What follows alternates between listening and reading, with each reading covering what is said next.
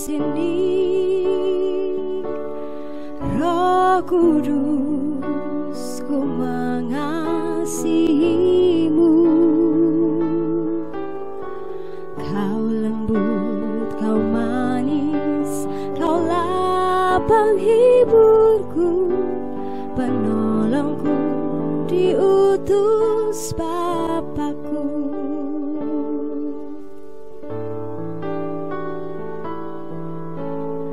Roh Kudus, kau hadir di sini.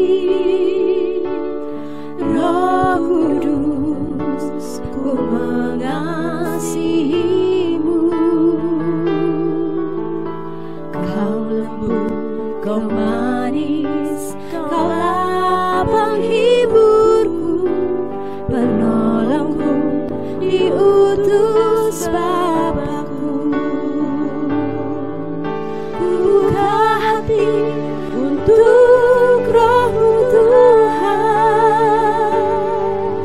Ku buka hati menyembah-Mu Yesus.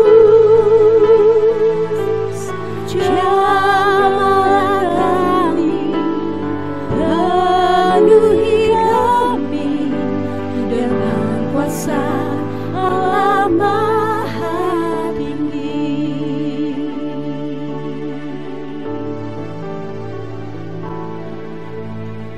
Roh Kudus, kau hadir di sini. Roh Kudus, ku mengasihimu.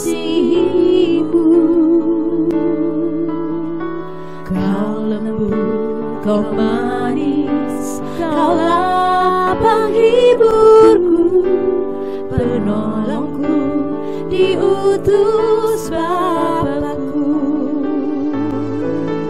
Ku buka hati untuk Roh-Mu Tuhan.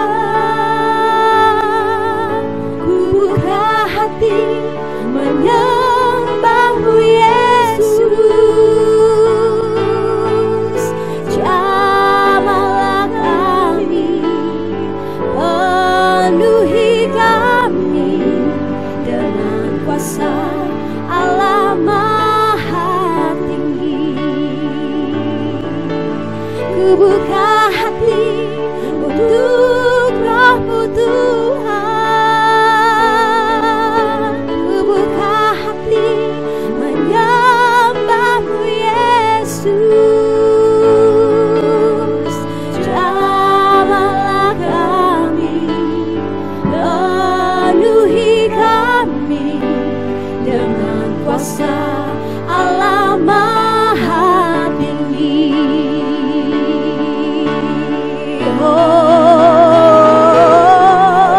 Ku buka hati untuk Roh-Mu Tuhan. Ku buka hati menyembah-Mu Yesus. Jamahlah kami, penuhi kami dengan kuasa Allah Maha Tinggi.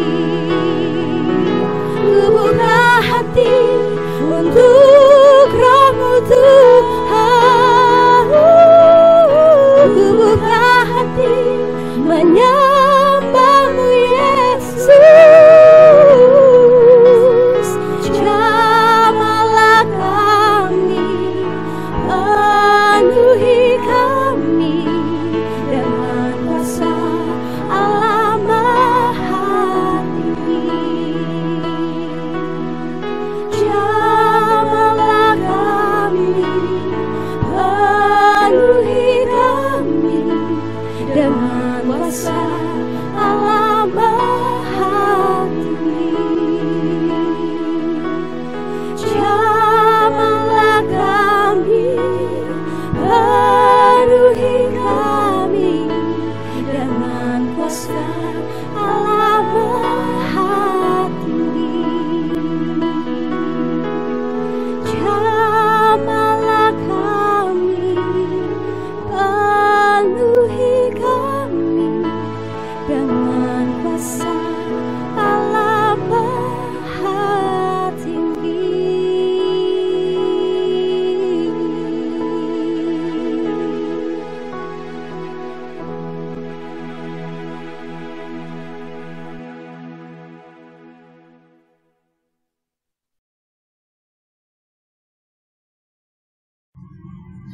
Shalom, saudara, kita ketemu lagi di edisi yang ke-16.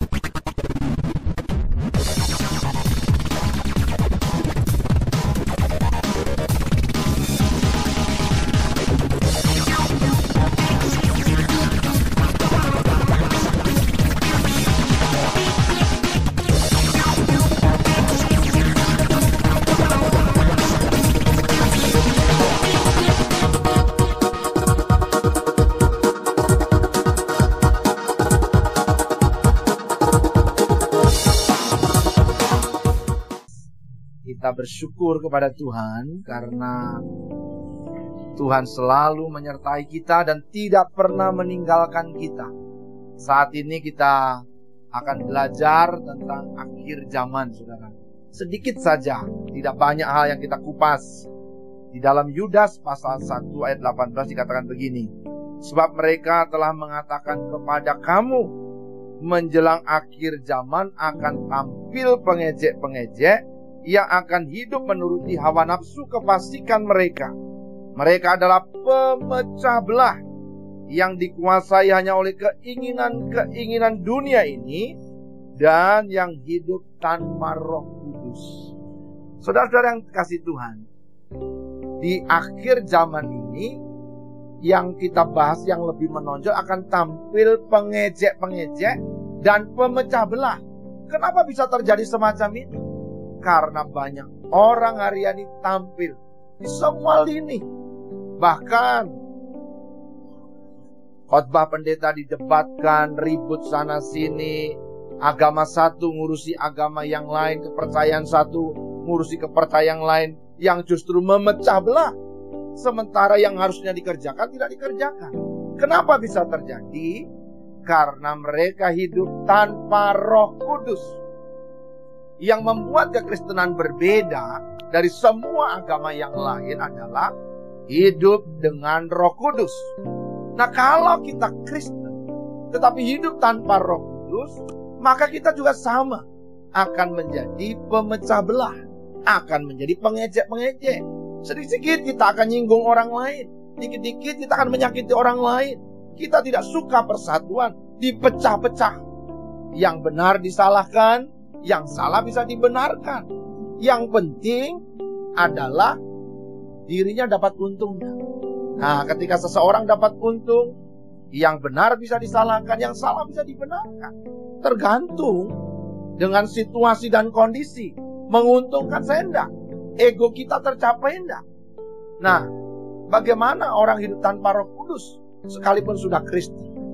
Saudara, ketika seseorang sudah Kristen, hidup tanpa Roh Kudus, kemudian dia menikah. Ini satu contoh aja yang suka terjadi hari-hari ini. Adalah kehidupan itu pertama-tama bisa harmonis luar biasa. Tetapi karena hidup tanpa Roh Kudus, saudara tidak akan lama kemudian pecah. Ya, saling mengejek, saling menjelekkan. Padahal mereka dulunya begitu jatuh cinta satu sama lain. Mereka punya anak-anak. Tapi akhirnya apa yang terjadi? Yang terjadi adalah kemudian mereka bisa bercerai, bisa tidak bercerai. Bisa mereka masih satu rumah, bisa suami istri. Tapi kemudian terjadi perpecahan, broken home. Yang satu akhirnya mulai menghilang. Saudara, ini sesuatu yang penting yang terjadi dalam kehidupan orang percaya. Pengejek-pengejek. Harusnya kita mengasihi satu sama lain. Yang muncul suami mengejek istrinya, istri mengejek suaminya, mengejek anak-anaknya, tidak bangga dengan keadaan mereka. Apa yang terjadi? Saling melukai. Akhirnya tadi broken home terjadi. Suami kemudian tidak setia kepada pasangannya. Dia kemudian menyeret perempuan lain. Atau sebaliknya, istri menyeret laki-laki lain. Anak-anak mulai memberontak, tidak percaya. Mereka saling menyakiti satu sama lain. Karena hidup menurut daging, hidup menurut kemauan sendiri, bukan hidup menurut pimpinan Roh Kudus. Jadi kekristenan tanpa Roh Kudus adalah kekristenan yang mati. Bapak Ibu, kekuatan kekristenan adalah Roh Kudus. Tuhan berjanji, waktu dia sudah naik ke surga, dia berjanji akan memberikan seorang penolong yang lain kepada kita. Nah, penolong ini ada enggak pada kita? Saudara masih ingat kejadian di dalam surat Paulus di dalam Kisah Rasul, maaf bukan surat ya, Kisah Rasul pasal 19. Di situ ada jemaat di Efesus yang ternyata belum tahu ada Roh Kudus. Nah, ada orang Kristen sudah tahu ada Roh Kudus, tapi tidak mengalami Roh Kudus itu sendiri. Jadi semua hidup dijalani dengan pikirannya sendiri, dengan situasi yang ada ditangani sendiri. Nah, itu hidup tanpa Roh Kudus. Semua diolah dari perasaan, dari keputusannya sendiri. Makanya Tuhan tidak terlibat dalam diri orang itu. Apakah Roh Kudus tidak ada? Ada. Tapi Roh Kudus tidak menjadi bagian dari hidup orang percaya. Mungkin saja orang itu memang belum bertobat, belum menerima Kristus. Bisa saja dia sudah menerima Kristus, tapi tidak pernah menyadari bagaimana seharusnya hidup. Akhirnya hidup dengan dirinya sendiri. Bukan hidup dalam kuasa dan pimpinan Roh Kudus, tapi hidup tanpa Roh Kudus. Saudara, orang yang demikian hidupnya akan selalu menjadi batu sandungan di mana-mana. Ketika dia berkeluarga tadi, kejadiannya bisa menjadi broken home. Suami mengkhianati istri, istri mengkhianati suami, anak-anak memberontak dan sebagainya. Lalu apa yang harus dilakukan dalam situasi semacam ini? Saudara, kembali pada apa yang dikatakan oleh Tuhan. Kita tidak bisa punya dasar yang lain. Kita harus membuka hati untuk menerima Kristus di dalam hati kita, supaya Roh Kudus ada pada kita. Ketika kita menerima Kristus, Roh Kudus diberikan kepada kita. Dan kita senantiasa harus minta dipenuhi oleh Roh Kudus. Hidup dipimpin oleh Roh Kudus. Sama kesadaran ketika saudara ada Roh Kudus di dalam, maka saudara akan menyadari tidak mungkin kita hidup sendiri. Di luar aku, kamu tidak bisa berbuat apa-apa. Nah, ketika seseorang mau berusaha berbuat baik, tapi yang muncul adalah sesuatu yang tidak baik. Kenapa bisa jadi? Ini seperti yang dikatakan Rasul Paulus. Kalau saudara baca di dalam Roma, dari pasal 1 sampai pasal 7, itulah hidup dalam daging. Pasal 8 kemudian dimulai dengan hidup yang dipimpin oleh Roh. Nanti kita akan bahas secara khusus bagaimana hidup dipimpin Roh. Tapi orang-orang yang hidup di luar pimpinan Roh Kudus atau hidup tanpa Roh Kudus ini, sekalipun dia Kristen agamanya, selalu merusak. Karena apa? Semua yang dijalani adalah dari dirinya sendiri, dari ego, kebaikan hatinya, karena tradisinya dan sebagainya. Agama hanya ritual, bukan sesuatu yang hidup. Makanya ada perdebatan lagi. Apakah Tuhan masih bisa bicara setelah kitab Wahyu ditutup? Saudara, bayangkan kalau Tuhan tidak bisa bicara.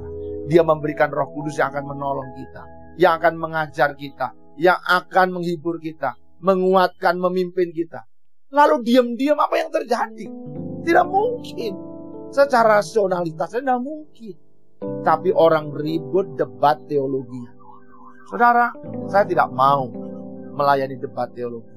Karena saya sudah mengalami yang namanya pimpinan Roh Kudus. Bagaimana hidup tanpa Roh Kudus di dalam kekristenan, dan hidup dalam kuasa dan pimpinan Roh Kudus dalam kekristenan. Ada bedanya. Nah, orang-orang yang hidup tanpa Roh Kudus terjadi perpecahan tadi, saudara, sakit hati, kecewa, akhirnya bisa bercerai. Ya, makanya banyak orang-orang Kristen pun yang berkhianat. Istri satu, tapi simpanan bisa 2, 3, 4, atau di setiap kota ada. Tergantung kapasitas kekayaan dan jauhnya perjalanan. Di mana-mana dia bisa punya simpanan. Saudara, bahkan bukan karena kekayaan, tapi karena tipu daya bisa terjadi di mana-mana. Rayuan gombal. Nah, itu yang kemudian menjadi perpecahan di tengah-tengah keluarga, di tengah-tengah pelayanan, di gereja, Karena yang dimunculkan adalah ego. Selalu terjadi keributan, dikit-dikit kecewa, dikit-dikit tersinggung. Dalam pelayanan tidak tentram. Yang muncul, kenapa? Hidup tanpa Roh Kudus. Ini akhir zaman. Tinggal dicek saja bagaimana sikap kita.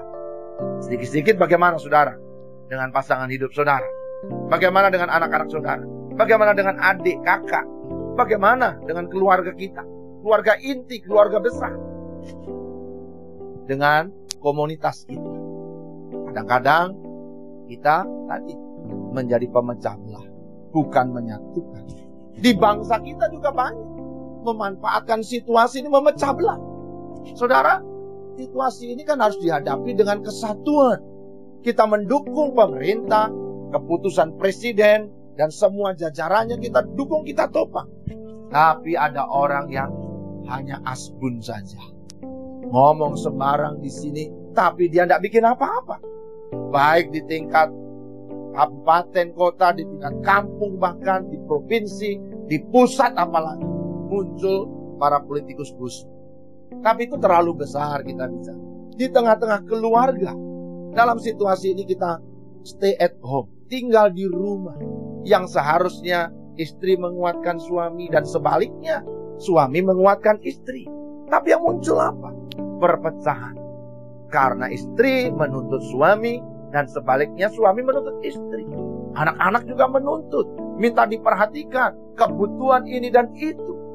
Terjadi perpecahan. Saling menyalahkan satu dengan yang lain. Memang kita Kristen. Kita masih ibadah. Tapi lupa.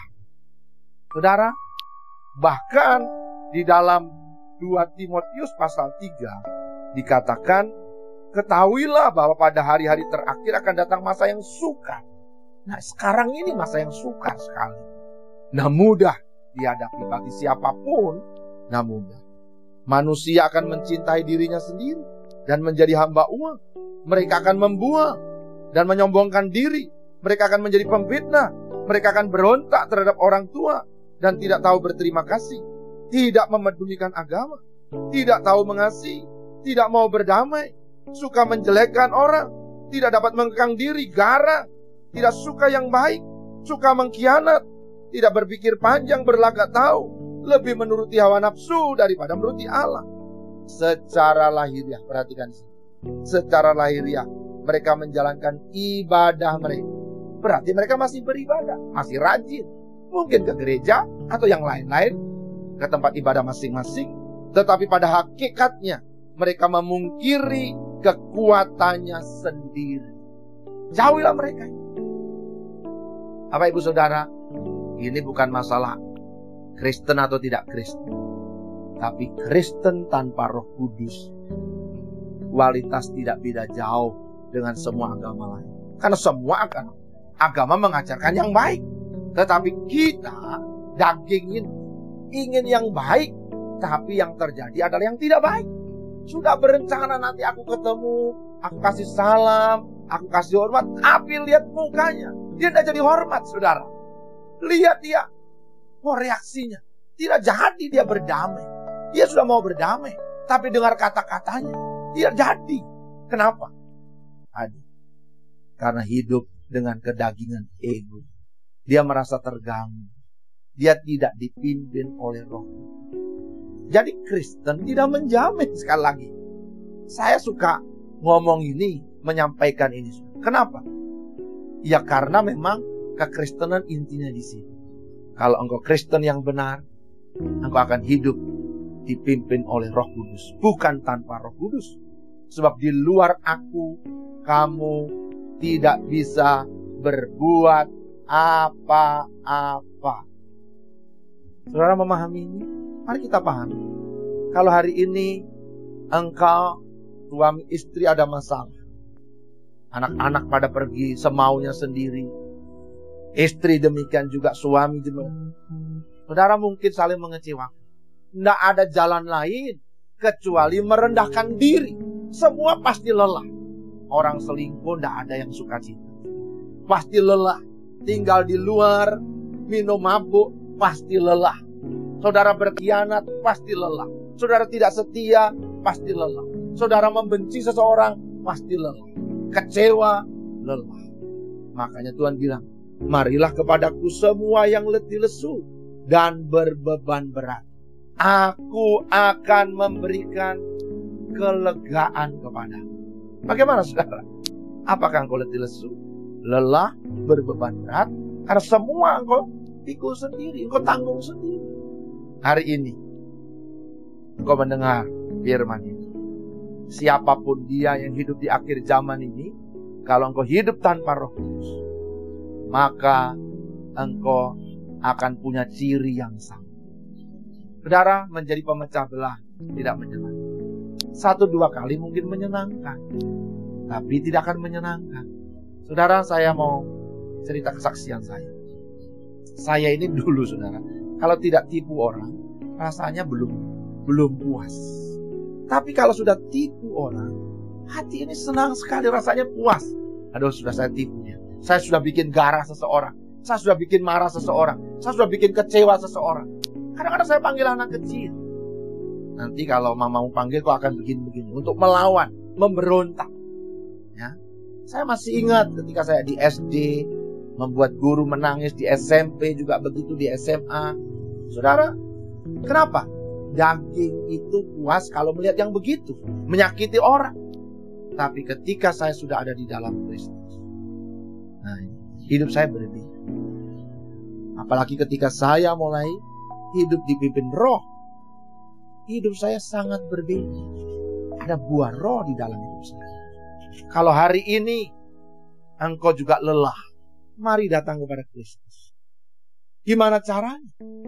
Bawalah semua beban, kekecewaan, sakit hati, luka, dendam, marah, dan semua dosamu, dosa kita. Kita bawa, Tuhan, aku berat, Tuhan. Aku tidak mau. Waktu kau datang kepada Kristus dengan rendah hati, Tuhan akan mengangkat semua beban. Dia akan memberi kok yang baru. Ketika kau berkata, Tuhan Yesus, aku buka hati. Masuklah di dalam hidup. Jadilah Tuhan dan Juru Selamatku. Angkatlah semua bebanku. Tuhan mengangkat, memberi sentosa, kelegaan kepadamu. Dan dia akan menaruh satu kok kepadamu. Kok yang enak dan bebannya ringan. Maka ketika engkau mengatakan itu, engkau akan merasakan kelegaan. Tiba-tiba ada sesuatu yang terangkat dari pundakmu. Saya ingat ketika saya mengalami situasi yang sangat berat. Bahkan saya mau bunuh diri. Tapi satu hari ketika saya sudah tidak kuat lagi betul-betul, saya berkata, Tuhan, saya butuh Engkau. Saya buka hatiku. Saya buka kehidupan. Masuklah dalam hatiku. Jadilah Tuhan dan Juru Selamat. Apa yang terjadi sekarang? Tiba-tiba ada sesuatu yang ringan terangkat dari kok saya. Beban itu tidak ada lagi. Saya enak, lega. Benar yang dikatakan. Aku akan menaruh kok yang kupasang itu enak dan bebannya ringan. Haleluya. Ketika kau menerima Kristus, hidupmu jadi berbeda. Roh Kudus ada di dalam engkau. Dia akan menolong engkau mengalami kasih karunia Tuhan. Jangan hidup tanpa Roh Kudus. Saudaraku, bagaimana dengan keluargamu hari ini? Bagaimana dengan pekerjaanmu?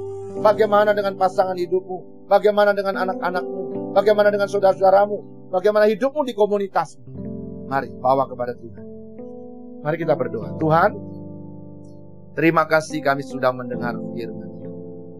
Biarlah setiap saudara yang mendengar firman, yang hidup tanpa Roh, yang hidup di luar kehendak, yang sedang lelah, berbeban berat, Tuhan, bawalah mereka kepadamu.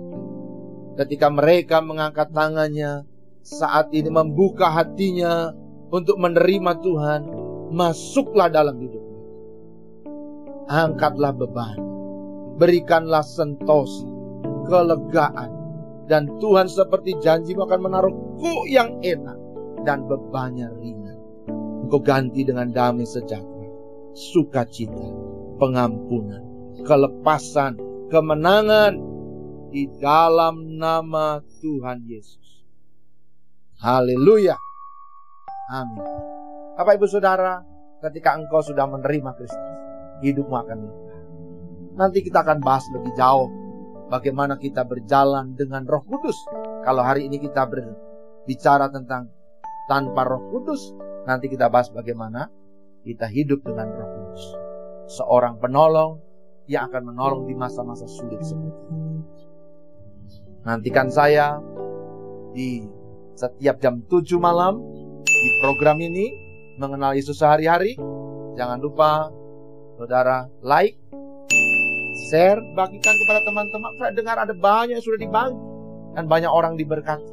Ada beberapa usulan tema sampaikan kepada saya.